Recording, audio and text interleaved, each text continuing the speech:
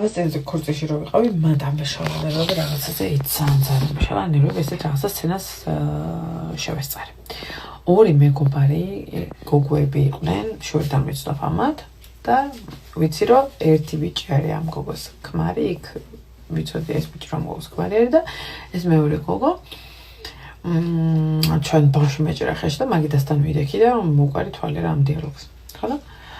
ასა ეს ბიჭი ეუბნება მეგობარს.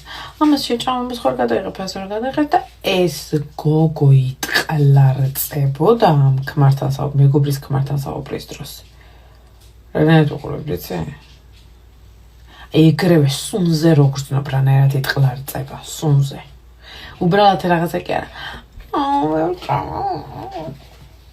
უთუ გლეწეთქო ფიქრობი, ნერვები ამეშალა. ნერვები ამეშალა, კენა ჩემი ქარი გავლახე გავლეწე, რომ წამოვედით. ნერვები ამეშალა ძალიან.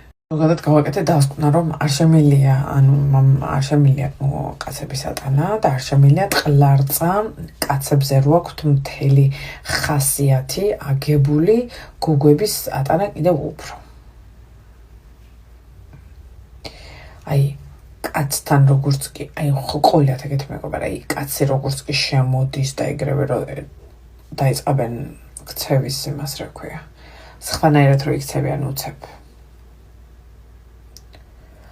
მე ადრე საქართველოში მყავდა შეყვარებული და ესა რაღაცა მივდიოდი და ერთად შევიკრიბე და ჩემო მეგობარმა მის მეგობარი მოიყვანა და ამ გოგომ 500 ოთახი იყო, გადაწყვიტა იქ მე და ჩემი შეყვარებასაც ვისხედი ტყავას ვამდით და ჩემი მეგობარი გადაეცვა ზედა იქ და ესე.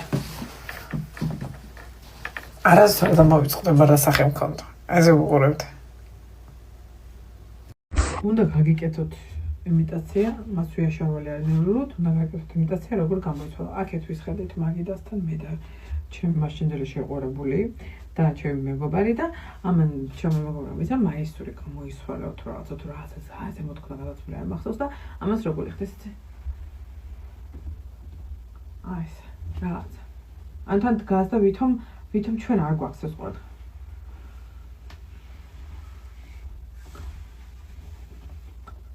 აი ესე გამოიცვალა. და ჩემი შეყვარება როგორ უყურებდა, იცი მაშინდელი? კაი ბიჭი იყო. როგორ უყურებდა ესე და მე გამომხედა ეს.